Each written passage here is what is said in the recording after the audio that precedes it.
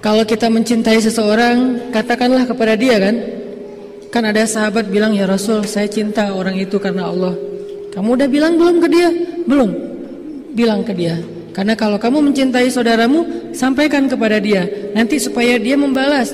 Ana uhibbuka fillah, ahabbakallahu bima ahbabtani fih.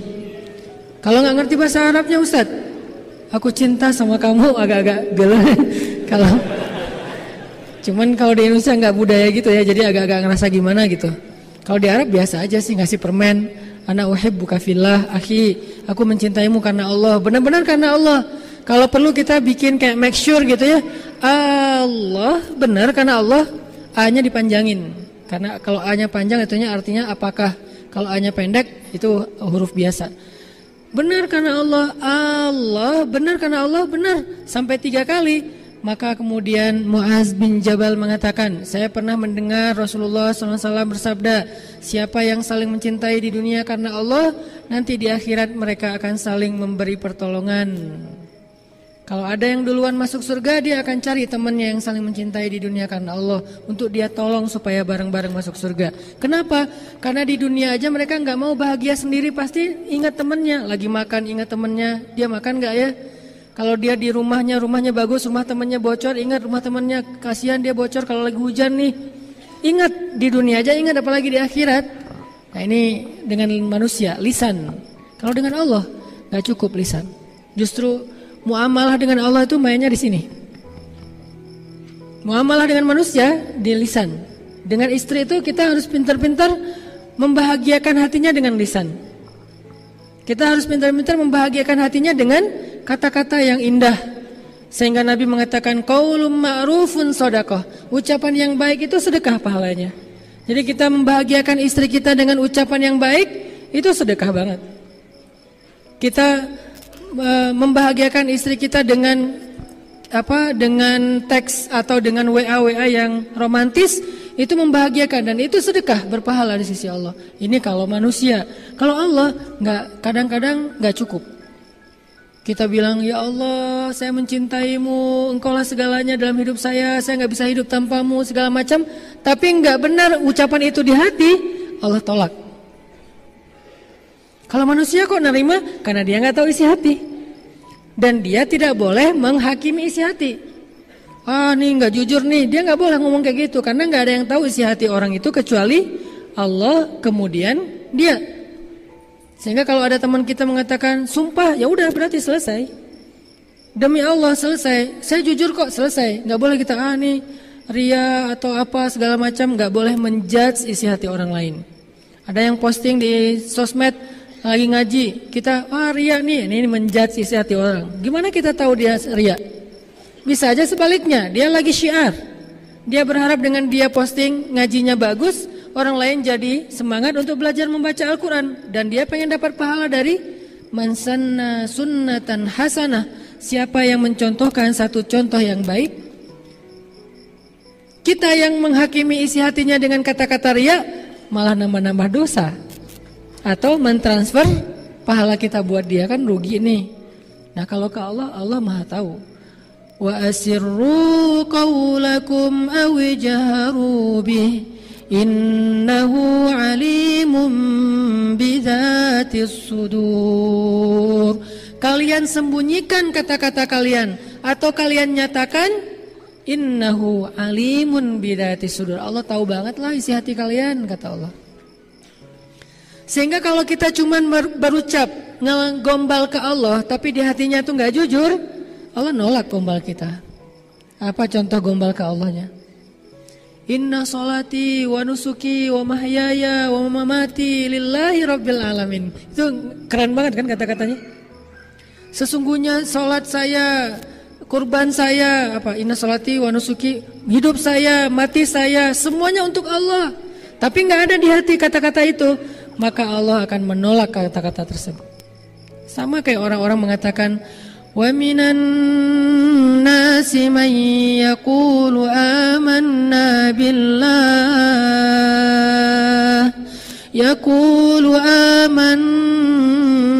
billahi wa bil yaumil akhir.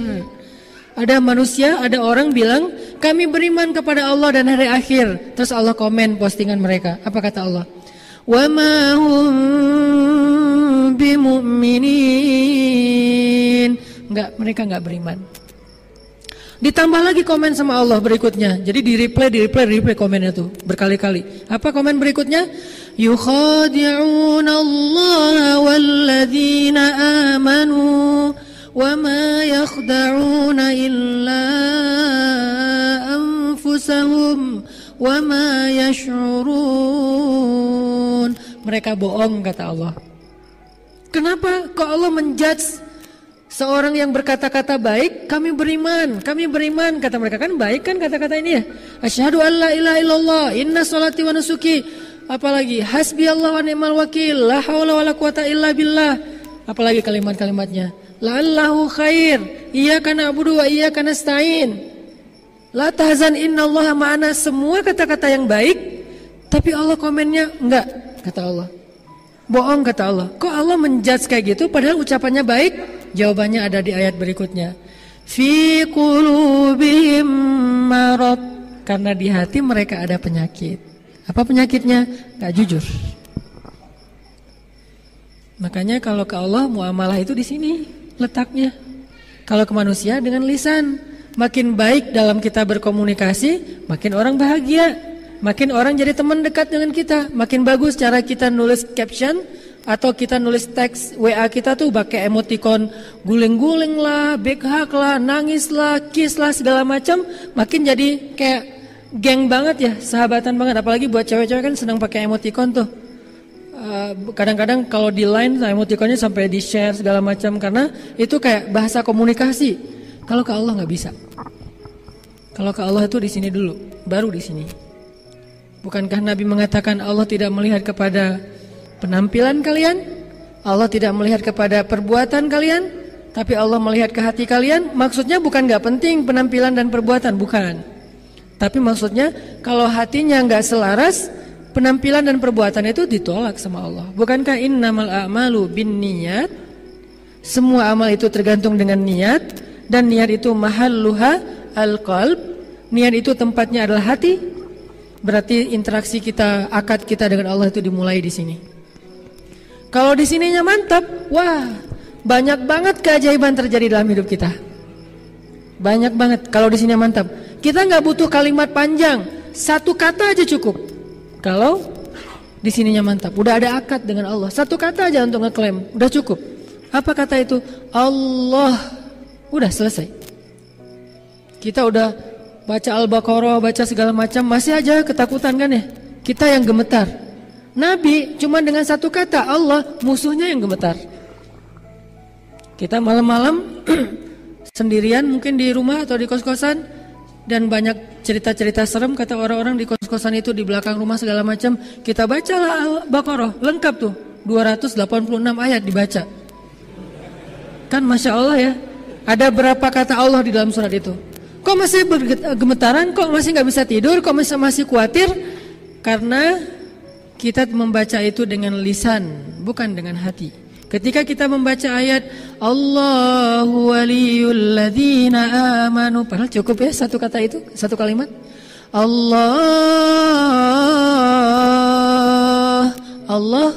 Allahu waliyul ladzina amanu, pelindung orang yang beriman. Kan selesai ini seharusnya. Allahu waliyul ladzina amanu. Ya udah saya yakin. Selesai seharusnya. Udah tenang, tumanina, bisa tidur, sakinah. Padahal kan kata-katanya tuh udah mantep banget. Kenapa masih kurang? Di sininya belum. Kita baca Al-Mulk, kita baca Yasin, kita baca banyak surah di Al-Quran yang semuanya juga baik. Al-Kahfi. Kenapa kok gak bisa bikin kita tenang ketika ada masalah? Lagi ada masalah galau berat nih, baca la tahzan innallaha ma'ana. Kita ulang-ulang. Lagi galau berat, baca tabarakalladzi biyadihil mulku wa huwa ala kulli syai'in qadir. Kok masih galau? Karena lisan kita enggak klop dengan hati kita. Jadi enggak akan terjadi apa-apa dalam hidup kita. Kenapa nggak terjadi apa-apa? Karena kita nggak lagi bermuamalah dengan Allah. Kita lagi bermuamalah dengan orang atau dengan diri kita sendiri. Kalau kita pengen dapat pertolongan dengan Allah, pertolongan dari Allah, muamalahnya pakai ini. Bukan pakai ini doang. Kalau pakai ini, nggak usah panjang-panjang. Allah aja bisa selesai masalahnya. Kayak Nabi lagi ditodong senjata, benar-benar ditarik dikit aja. Itu kan pedang tajam banget tuh. Ditaruh di sininya Nabi atau mungkin di sininya. Wallahu alam, yang jelas di leher Nabi, taruh di sini, ditarik sedikit, itu langsung kayak kita motong ayam. Benar-benar langsung Nabi kegorok itu. Dan itu benar-benar nggak ada yang melindungi Nabi di antara manusia. Dia bilang, siapa yang akan menyelamatkan kamu Muhammad sekarang? Teman-teman kamu, sahabat-sahabat kamu jauh. Nabi melihat ke arah dia dengan tenang dan hatinya mantap, mengatakan Allah. Langsung jatuh tuh pedang. Dia bukan megang pedang santai-santai gitu. Pegangnya kan namanya juga mau gorok kan ya. Udah kayak orang megang samurai gitu kan, udah siap-siap nih mau ditarik. Begitu Nabi bilang Allah, gemetar sampai jatuh pedangnya. Kira-kira gemetarnya gimana tuh sampai pedangnya jatuh? Kan dahsyat banget kata-kata Nabi. Bisa nggak kita kayak gitu ke calon mertua? Terus anak saya dikasih makan siapa? Allah. Wah, beres. Kenapa nggak bisa malah kita yang tetap gemetaran? Nih, kita belum kuat ya hatinya. Sinyal hati kita tuh, sinyal iman kita tuh ke Allah belum terlalu mantap. Lahum darajatun 'inda rabbihim. Orang beriman itu bertingkat-tingkat. Jadi rasa di hati kita itu nggak sama. Ada yang kuat banget, ada yang biasa-biasa aja, ada yang sedikit, ada yang putus-putus. Sekali ada rasa, sekali enggak. Artinya sekali yakin, sekali ragu. Kalau sakitnya cuma sakit kayak panas doang, dia yakin Allah Maha Penyembuh. Giliran sakitnya lebih parah, dia mulai ragu kepada Allah. Kenapa yang tadi sembuh, yang enggak, yang ini enggak? Yang tadi yakin, yang ini ragu. Kenapa kalau misalnya yang sakit kepala dia bisa sembuh? Karena kalau sakit kepala ringan, dia yakin sama Allah Maha Penyembuh, jadi sembuh. Giliran sakitnya agak parah, dia ragu sama Allah Maha Penyembuh, makanya gak sembuh-sembuh. Ada tuh Ustadz, dia orangnya saya yakin orangnya beriman banget, tapi kok gak sembuh-sembuh? Nah, nanti ada jawaban lain. Yang jelas, gak ada iman yang sia-sia. Gak ada iman yang sia-sia. Iman itu sekecil zarrah aja, nilainya lebih daripada langit dan bumi. Bukankah Nabi banyak banget hadis tentang mengatakan satu amal yang lebih baik daripada bumi dan seisinya? Atau langit dan bumi kan? Itu sekecil zarrah amalnya, tapi lebih berat daripada langit dan bumi. Kalimat subhanallahi wa bihamdi, subhanallahil azim aja, itu kalau ditimbang di dua timbangan, yang satu ditaruh bumi dan langit, satu lagi kalimat subhanallahi wa bihamdi, subhanallahil azim, itu lebih berat subhanallah daripada bumi dan langit. Iman sesepele itu coba. Belum kalimat yang panjang, yang satu surat Al-Quran yang kayak gimana panjang lebar. Cuman kata-kata yang singkat. Kenapa? Kalau diucapkan dengan hati yang mantap. Jadi kalau kita pengen lihat keajaiban dalam hidup kita, ini nih yang ditajdid. Kita butuh majelis ilmu itu untuk ini nih, untuk ngecas terus, untuk nguatin terus. Sehingga kalau ininya kuat, begitu kita angkat tangan, ininya mantap, Allah kasih. Dan saya walaupun bukan ahlinya, tapi saya dengan kelemahan saya tuh sering ngebuktiin itu benar-benar nyata loh. Benar-benar nyata, di luar dugaan, di luar nalar kita tuh bisa terjadi. Makanya saya sering banget men-flashback tentang pengalaman-pengalaman hidup saya pribadi. Itu jadi kayak kata Allah di surat Ad-Duha. Ketika Nabi lagi galau kan ya, 6 bulan gak turun wahyu. Setiap hari Nabi ngelihat ke langit, mana ya Jibril kok gak turun-turun. Setiap hari Nabi ngelihat ke langit, mana Jibril kok gak datang juga. Mana Jibril, mana Jibril, mana Jibril. Selama 6 bulan sampai Nabi sedih, sampai Nabi mulai berpikir kalau beliau sudah dicabut, dipecat jadi Nabi. Jangan-jangan Allah udah gak ridho lagi saya sebagai Nabi nih. Jangan-jangan saya sudah diberhentikan. Jangan-jangan Allah udah memilih Nabi yang lain selain saya. Jangan-jangan saya udah gak layak. Sedih banget. Kebayang gak tuh sedihnya? Lebih sedih daripada ketika anak laki-laki beliau wafat. Sedih banget Nabi tuh. Itu salah satu adegan Nabi paling sedih ketika 6 bulan gak turun wahyu. Sampai Nabi menganggap bahwa hidup ini udah gak ada artinya lagi kalau saya udah gak punya manfaat, udah gak ada misi dalam hidup, buat apa lagi saya hidup. Sedihnya luar biasa, murung terus-terusan. Tiba-tiba turun ayat wadduha, demi matahari yang ketika duha, artinya hidup ini masih cerah Muhammad. Wallaili idza saja, demi malam yang tenang. Kenapa kamu resah Muhammad? Ma wadda'aka rabbuka wa ma qala. Allah harusnya bisa aja bilang ma wadda'aka rabbuka wa qala. Tuhanmu tidak benci kepadamu dan tidak meninggalkan kamu. Tuhanmu tidak meninggalkan kamu dan tidak benci kepadamu. Enggak, Allah bilang Tuhanmu tidak pernah meninggalkan kamu, tidak pernah benci Tuhanmu tidak pernah meninggalkan kamu dan benar-benar tidak pernah membenci kamu. Ini artinya Allah tuh kayak negesin banget kalau Allah tuh enggak benci dan enggak ninggalin Nabi. Jangan sedih Muhammad, 6 bulan itu bukan berarti Allah ninggalin kamu. Itu kayak ujian juga buat Rasulullah. Setelah itu wala saufa yu'ti walal akhiratu khairul laka minal ula wala saufa yu'tika rabbuka fatarda. Allah terus ngasih kayak motivasi buat Nabi Muhammad. Jangan putus asa wahai Muhammad, jangan sedih wahai Muhammad, jangan berkecil hati wahai Muhammad, jangan menyerah wahai Muhammad. Aku pasti akan menolong kamu. Aku enggak pernah ninggalin kamu. Aku tuh enggak pernah jauh dari kamu. Allah ngomong kayak gitu coba. Surat Ad-Duha itu tinggal dikasih nada Korea dikit tuh benar-benar kayak gitu. Jadi Allah kayak lagi kayak ngasih harapan buat Nabi Muhammad, kamu jangan pikirin aku jauh dari kamu. Aku tuh nggak ngereject kamu, gitu. Kalau ekspresi saya mah ya.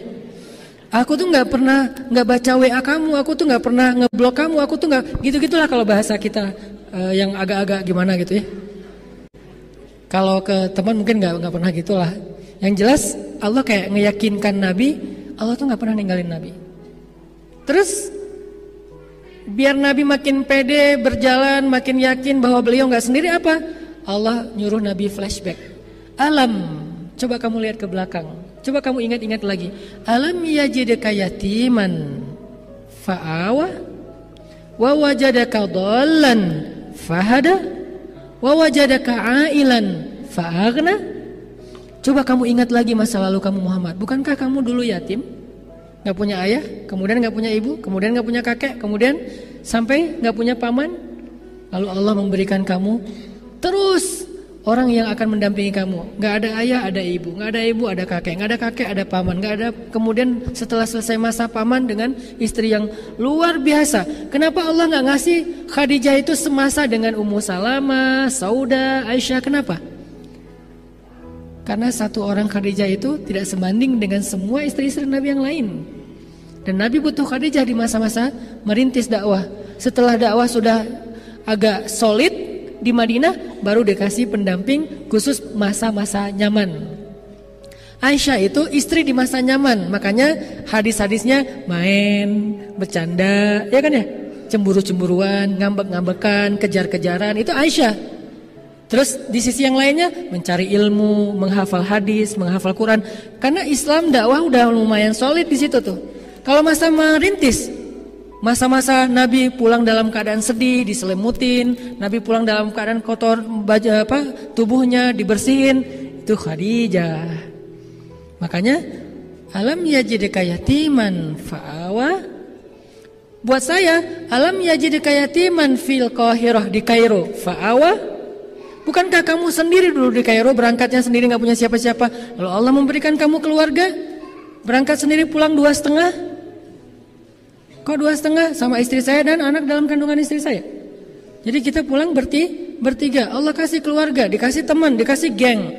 Sehingga di Kairo saya malah jadi betah, malas pulang karena udah terlanjur banyak teman di sana. Baik orang Indonesia, orang Mesir, orang Afrika. Yang paling banyak teman saya itu orang Afrika. Mungkin karena agak-agak mirip kali ya, jadi banyak teman. Kita jalan bareng, seru-seruan. Bukankah dulu berangkatnya sendiri? Siapa yang mendatangkan teman-teman, yang mendatangkan pasangan? Allah. Ingat itu, sehingga kalau kamu melangkah, gak usah khawatir. Kan Allah di sana dan di sini sama. Nanti Allah yang akan membantu kamu dengan cara yang sama, bahkan lebih dahsyat dari itu. Sehingga saya gak pernah khawatir. Awal saya datang ke Bandung juga kayak gitu. 2006, belum lama loh. 12 tahun yang lalu saya datang ke Bandung, tinggal di Tegalega yang pojok ada pembuangan sampah. Saya bilang saya harus bisa memberi manfaat lebih di kota ini. Saya berdiri di atas gedung Gria Jogja Kepatihan tuh.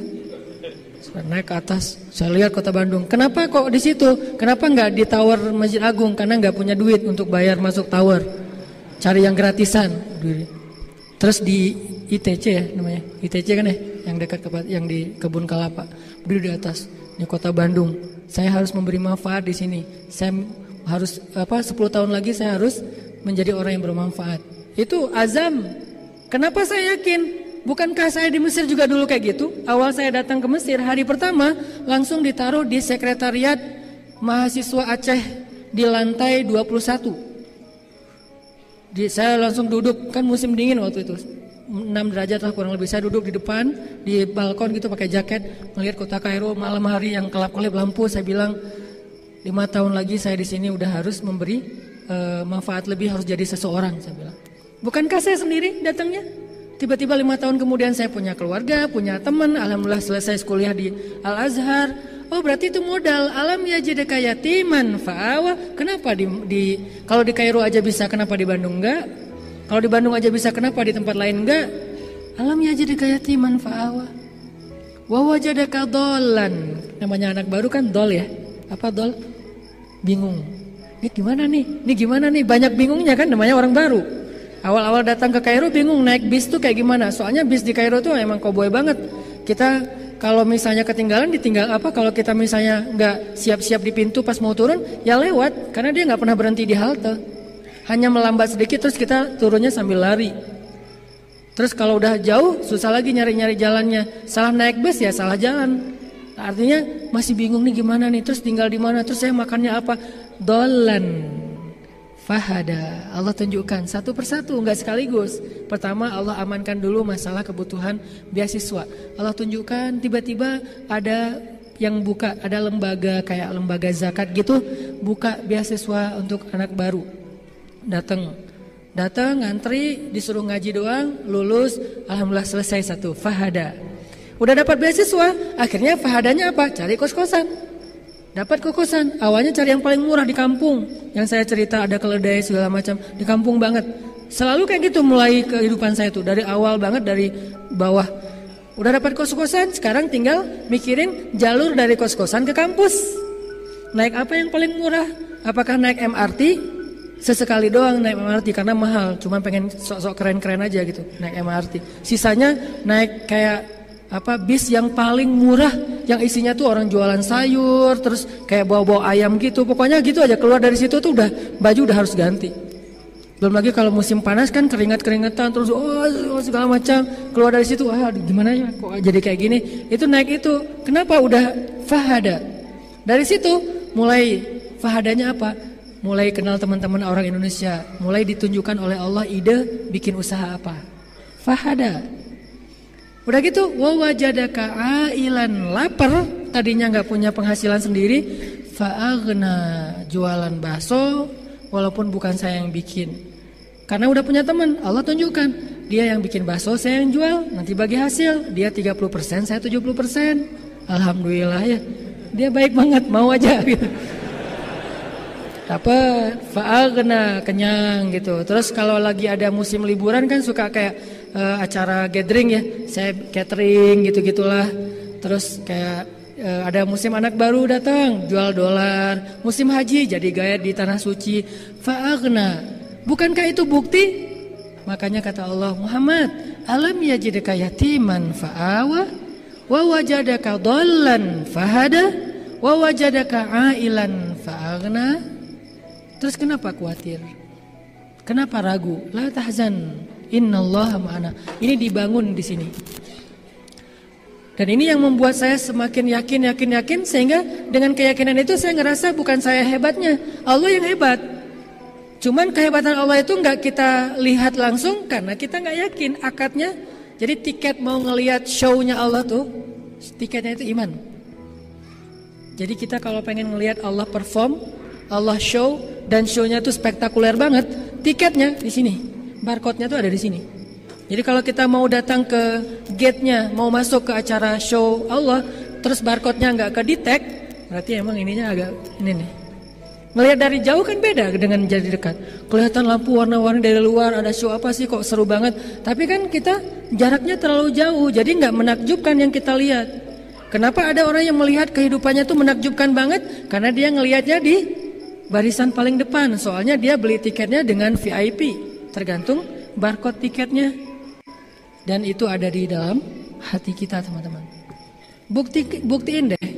Kalau pengen lihat keajaiban Allah, percaya deh sama Allah. Ustadz, saya udah ngetes Ustadz. Ngetes itu gak percaya namanya. Ngetes itu kan ragu-ragu, bener gak ya, bener gak? Saya ngetes dulu deh. Itu ragu-ragu, gak akan kelihatan. Percaya. Gimana caranya Ustadz? Coba percaya. Tapi kan percaya juga bertahap. Caranya, alam yajidika yatiman. Lihat masa hidup kita selama ini. Bukankah Allah yang nolong kita? Kalau kita ngerasa gak kayak orang yang garing hidupnya, gak punya pengalaman, lihat pengalaman teman kita yang lebih unik. Lihat pengalaman orang-orang yang sering sharing yang lebih unik lagi tuh. Bukankah Allah yang nolong dia?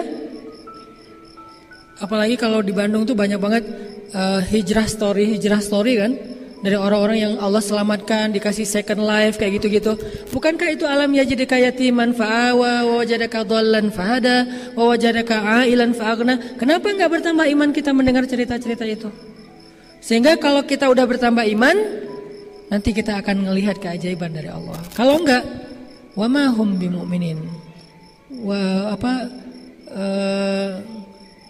Yukhadi'un Allah fi qulubihim marad, kata Allah. Jadi syaratnya teman, coba mantapkan lagi hati kita, tajdid iman kita di dalam hati dengan majelis-majelis kayak gini. Itu yang bikin saya merasa, kalau saya pribadi nih ya, bukan saya mungkin gak layak, tapi saya merasa wa amma bi ni'mati rabbika fahaddits. Saya merasa ada satu kehebatan Allah yang saya pengen banget cerita ke banyak orang. Bukan sayanya hebat, demi Allah, Allahnya yang hebat. Dan kehebatan Allah ini kita harus tahu. Nah, itulah motivasi saya men-share. Itu yang bikin saya pede banget ngapa-ngapain. Pede kenapa? Kan Allah yang. Tapi bukan berarti konyol ya. Tetap ada pertimbangan, tetap ada ikhtiar. Itu mah urusan zahir. Pertimbangan, ikhtiar, musyawarah, itu urusan zahir. Ini kita lagi ngomongin urusan batin. Jangan sampai kita batinnya mantap tapi gak ikhtiar. Kok gak ada Ustadz? Dia terlalu woles. Terlalu, kayak kemarin ada cerita teman di Surabaya tuh bilang, Ustadz, saya tuh udah berusaha woles, tapi kok gak lulus-lulus ya Ustadz. Saya ketika ujian woles, gak belajar, kata dia.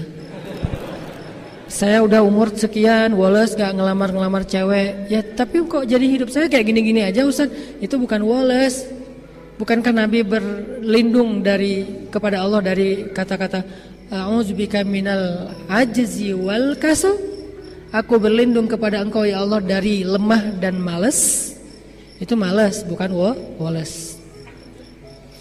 Mudah-mudahan kita jadi tahu, oh berarti akad kita tuh di sini. Kalau mantap di sini nih, nggak akan kecewa. Terus kalau kita udah mantap, gimana cara Allah nolongin kita? Kalau kita yakin nih, udah berserah diri sama Allah, kalimat inna sholati wa nusuki, kalimat hasbi Allah tuh udah mantap di hati kita. Gimana cara Allah nolong kita? Kayak Bilal bin Rabah, ketika dia diuji oleh Allah dengan disiksa Umayyah bin Khalaf, dan penyiksaan itu live streaming lagi tuh. Semua orang nonton kan, ketika Bilal disiksa. Dan orang-orang pada komen, kasihan ya gitu. Yang lain nanya, siapa yang kasihan? Dikirain Bilal, ternyata bukan, Umayyah kasihan. Karena kelihatan dia yang kewalahan, yang kecapean. Bilal mah biasa-biasa aja. Sakit sih tapi ketahan. Gimana cara Allah menolong Bilal? Ketika Bilal mengatakan satu mantra, satu kata saja, ahadun ahad, ahad, ahad, ahad. Cuma satu kata. Bilal tuh nggak ngomongin Allahu la ilaha illallah wal hayyul qayyum la ta'khudhuhu sinatun wa la naum, enggak. Tabarakalladzi biyadihil mulk wa huwa ala kulli syai'in qadir alladzi khalaqal mauta wal hayata. Enggak, dia enggak hafal ayat sebanyak itu. Dia cuma tahu ahadun ahad. Kenapa Bilal enggak baca doa yang panjang? Karena Bilal baru masuk Islam dan belum tahu agama ini kecuali ahadun ahad. Dia belum tahu Al-Qur'an yang panjang, dia belum tahu hadis, dia belum tahu wirid-wirid. Bahkan nanti sampai Bilal udah di Madinah juga, dia wiridnya enggak banyak Bilal tuh. Dia pernah kayak kepo gitu ya, Nabi lagi wirid. Terus Ibnu Abbas itu kan kayak anak kecil yang kemana-mana ngikutin Nabi ya. Jadi Nabi buat dia tuh udah kayak ayah gitu. Kemana Nabi dia ikut. Dan Ibnu Abbas dia cerdas. Kalau dengar sesuatu langsung ingat, nggak pernah lupa lagi tuh. Nah, Ibnu Abbas juga didengarin sama Bilal, wah wiridnya panjang gini. Yang satu lagi, ini juga lebih panjang nih Rasulullah. Dua-duanya panjang. Bilal bingung, terus saya gimana dong? Bilal, wirid saya nggak sepanjang mereka. Akhirnya Bilal punya wirid sendiri yang cuma 4 kalimat. Dilapor ke Rasulullah, ya Rasulullah, saya tuh nggak punya wirid dan danah. Saya nggak punya wirid seperti wirid Nabi, wirid Ibnu Abbas, wirid Ali yang panjang-panjang. Boleh nggak ya Rasul? Kata Rasul, wirid kamu apa Bilal? Kata Bilal, wirid saya, Allahumma inni as'aluka ridhoka wal jannah wa a'udzubika min sakhatika wan nar. Cuma 4 hal. Itu kan wiridnya Bilal tuh. Allahumma inni as'aluka ridhoka wal jannah wa a'udzubika min sakhatika wan nar. Cuma itu doang ya Rasul. Nabi tersenyum. Nabi bilang, Bilal, wirid kami panjang-panjang, intinya itu-itu juga.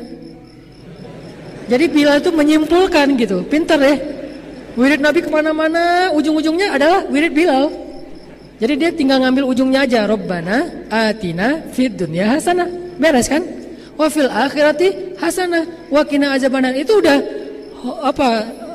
udah menyeluruh semua doa itu ada di situ. Makanya disebut pamungkas. Jangan remeh loh dengan doa itu. Kalau kita baca doa itu dengan yakin, itu benar-benar ajaib tuh doa. Kita aja yang kadang-kadang ngerasa, aduh kayak kurang afdol nih, kayak kurang nih doanya cuma Robbana Atina. Enggak. Kalau mau nambah boleh. Tapi doa itu juga udah keren banget tuh. Bahkan doa itu diajarkan di surat An-Nisa. Allah sendiri yang ngajarin. Hasanah dunia, hasanah akhirat, dan terhindar dari api neraka. Mau nambah yang lain buat apa? Biar makin mantap nih. Ahadun ahad. Dia cuma tahu satu kata. Ahad doang gitu. Kok terus apa pertolongan Allah buat Bilal? Allah menolong Bilal bukan tiba-tiba begitu. Ahadun ahad, datang Abu Bakar, Bilal saya beli, saya bebaskan. Nggak gitu cara Allah menolong hambanya. Ini yang kita harus paham. Sehingga tadi jawabannya ketika ada yang mengatakan dia itu orang yang beriman, dia itu orang soleh, kok dia nggak ditolong? Nggak, dia ditolong. Kita yang nggak tahu dia ditolong. Apa bentuk pertolongannya? Allah menolong hambanya dengan 2 cara. Pertama, pertolongan pertamanya adalah kayak UGD gitu. Begitu datang ke rumah sakit, diinfus dulu atau periksa tensi dulu, terus diinfus kalau perlu. Nggak langsung didiagnosa sama dokter. Kadang-kadang apalagi datangnya nggak ada dokter di klinik itu, besok baru dokter diagnosa. Yang penting dia pertolongan pertama. Nah Allah ngasih kita pertolongan pertama, kemudian baru pertolongan yang berikutnya. Pertolongan pertama apa?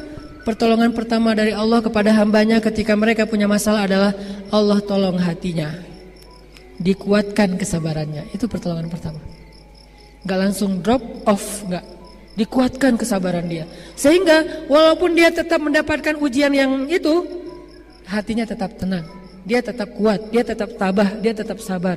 Itulah pertolongan paling ajaib yang Allah berikan kepada hambanya. Bilal disiksa itu berhari-hari, berminggu-minggu. Padahal dia udah bilang ahadun ahad dari hari pertama. Kok nggak langsung dibeli sama Abu Bakar?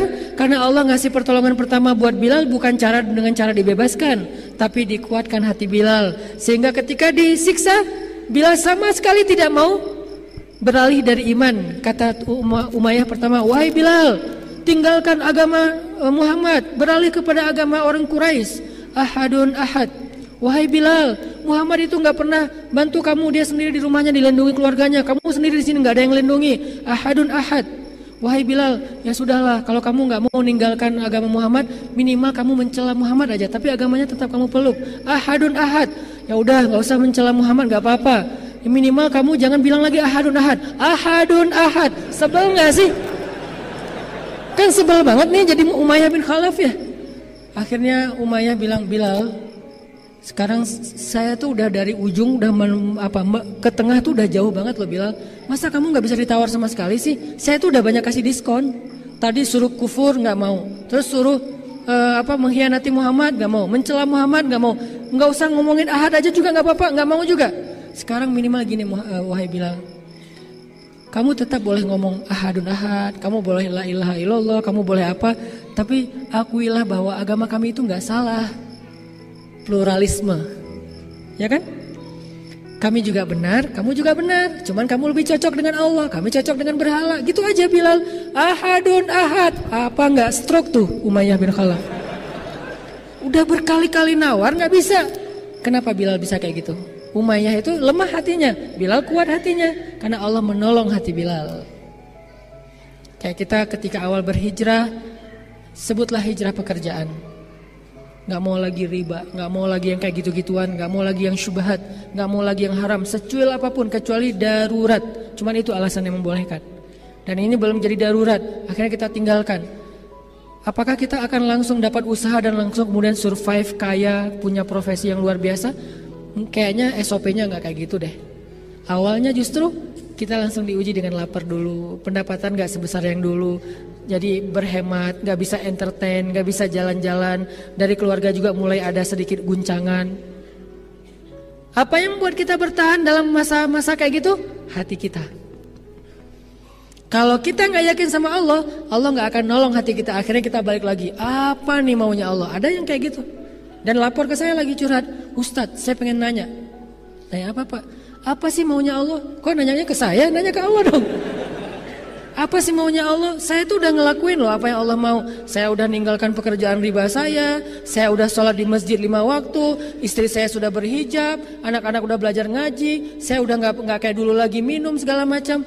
Tapi kok hidup saya kayaknya makin susah nih. Nah, dia nggak berakad dengan Allah di hatinya.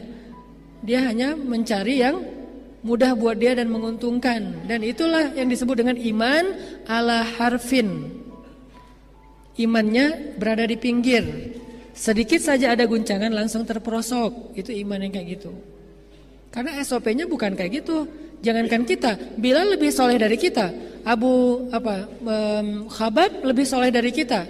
Siapa lagi yang disiksa? Sumayyah lebih soleha daripada kita. Masyidah lebih soleha daripada kita kan? Ashabul Ukhdud yang dibakar hidup-hidup di dalam sebuah parit lebih soleh daripada kita. Kenapa mereka diberlakukan SOP yang sama? Apakah Allah nggak tahu isi hati mereka? Tapi emang kayak gitu sunnatullah teman-teman. Perjalanannya emang kayak gitu dulu. Ketika kita hijrah, Allah uji dulu ke bawah. Dan bersabarlah, yakinlah sama Allah, Allah akan kuatkan hati kita. Nggak lama kok yang kayak gitu-gitu.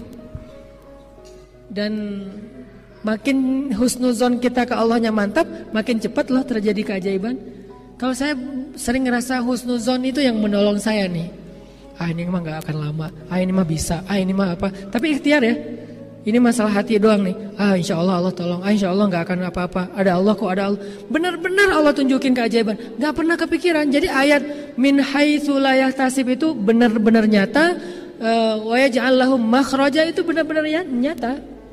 Pasti teman-teman pernah ngalamin itu. Makanya kalau udah pernah ngalamin, alam yajidka yatiman fa'awa. Ingat itu, terus bikin itu jadi tajdid iman, pembaharuan iman. Sehingga kita berani mengambil resiko fisabilillah, berani gambling dengan melibatkan Allah, berani. Selama itu fisabilillah, gamblingnya itu di jalan Allah. Gambling jalan Allah gimana? Ninggalin yang haram menuju ke yang halal walaupun sedikit beresiko. Itu namanya gambling fisabilillah. Kan mengambil resiko kan, kayak bertaruh gitu. Kalau bertaruhnya pakai nama Allah, tenang weh, la tahzan. Allah nggak akan ngecewain kita kalau kita pakai nama Allah. Termasuk menikah nggak punya modal, termasuk seorang perempuan menyerahkan dirinya, hatinya kepada seorang laki-laki yang nggak punya modal, gambling banget kan, ngambil resiko banget. Tapi dia tahu laki-laki ini orang yang beriman dan bertanggung jawab. Beriman dia ke Allah, bertanggung jawab kepada manusia. Artinya dia mau berikhtiar, mau bekerja. Maka tenang. La tahzan wahai ibu-ibu, la tahzani wahai perempuan. Karena kalau kalian menyerahkan hati dan diri kalian untuk laki-laki yang beriman kepada Allah dan bertanggung jawab untuk kalian, insyaallah la'allahu khair. Itu yang udah baik banget tuh. Awal-awalnya mungkin agak ada tunggakan listrik, wajar. Akhirnya diusir. Ya emang kayak gitu. Kita baru diusir, belum disiksa kayak Bilal kan. Baru diusir doang, baru dimarahin sama Bu Kos. Setiap akhir bulan dimarahin, biasa. Belum dicambuk seperti Sumayyah. Belum juga bakar hidup-hidup dan diseret di bara api seperti Khabab. Nauzubillah. Jadi teman-teman, bersabarlah dengan sedikit ujian.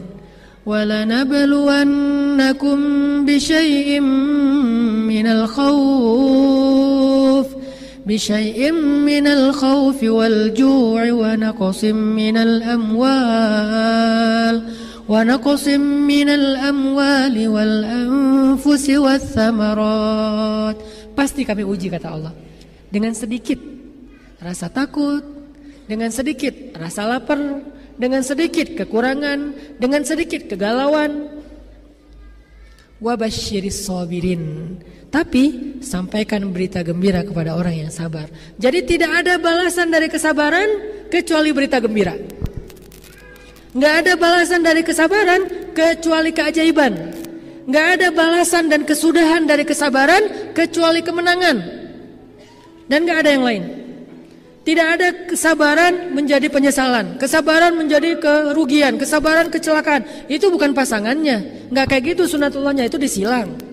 Sunatullahnya pohon sabar hanya berbuah keberuntungan, kebahagiaan, keajaiban, pertolongan, apalagi kebaikan-kebaikan. Itulah buah dari pohon sabar. Jadi pohon apa yang kita tanam, maka buah itulah yang akan kita petik. Gak mungkin kita nanam pohon sabar kemudian yang muncul buah yang pahit dan beracun. Gak mungkin, kebalik itu. Itu yang kita bangun di hati kita. Wabasyiris sabirin. Terus nanti ditambah lagi dengan ayat-ayat yang lain. Wa may yattaqillaha yaj'al lahu makhraja dan seterusnya. Ala inna nasrallahi qarib. Tenang, bentar lagi kata Allah. Terusin sabarnya. Isbiru wasabiru warabitu. Bersabarlah, kuatkan kesabaran. Ikat pinggang kalian. Jangan sampai kalian berputus asa. Akad di sini. Baru nanti Allah tunjukin. Makin besar kesabaran kita, makin besar keajaiban dalam hidup kita. Saya udah ngebuktiin itu, saya yakin teman-teman udah pernah membuktikan itu. So, kenapa kita harus ragu? Kenapa kita harus galau? Kenapa kita harus berputus asa? Bismillah, jalan.